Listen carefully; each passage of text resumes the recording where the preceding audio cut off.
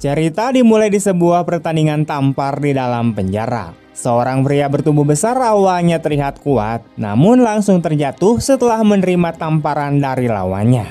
Saat pria berjanggut yang bernama Dick merasa kemenangan ada di tangannya, seorang pemuda kurus dengan wajah polos nan lemah tiba-tiba maju ke depan. Kehadirannya membuat semua orang tertawa karena mereka menganggap anak muda ini tidak punya nyali.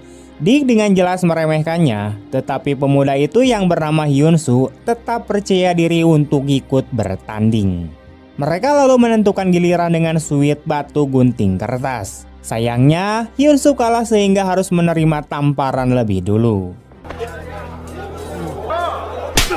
Namun yang mengejutkan semua orang, Hyun-soo sama sekali tidak bergeming. Kini giliran Dick yang menerima tamparan. Dengan tenaga penuh, Hyun-soo menghantam rahangnya hingga Dick terhuyung jatuh.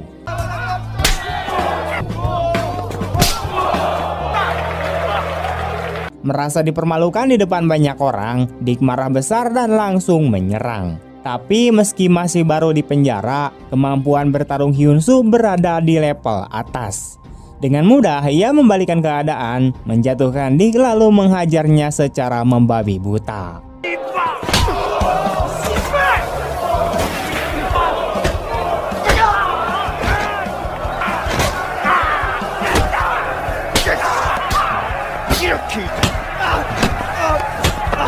Dick hanya bisa terbaring tanpa daya, dan jika tidak dihentikan sipir, mungkin Hyun-soo sudah menghabisinya. Karena insiden ini, Hyun-soo dimasukkan ke sel isolasi, tempat di mana ia pertama kali berhadapan langsung dengan Jae-ho. Bagi Hyun-soo, ada dua tipe orang di penjara, yang bisa disentuh dan yang tidak boleh disentuh. Orang seperti Dick jelas termasuk golongan yang sebaiknya dihindari. Saat Hyun-soo bertanya Jae-ho termasuk kategori yang mana, Jae-ho menjawab dengan dingin bahwa dialah yang membuat aturan. Sejak pertemuan itu, hubungan keduanya perlahan terbentuk seolah mereka memang ditakdirkan untuk bertemu. Keesokan harinya, Pong Chun memberitahu Hyun-soo bahwa Dick dan gengnya tidak akan lagi berani mengusiknya. Hal ini karena sikap Jae-ho yang seolah menunjukkan pada semua orang bahwa Hyun-soo kini berada di pihaknya.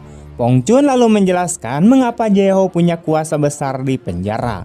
Ia bukan hanya pemimpin di balik tembok ini, tapi juga bos geng kriminal besar di luar sana.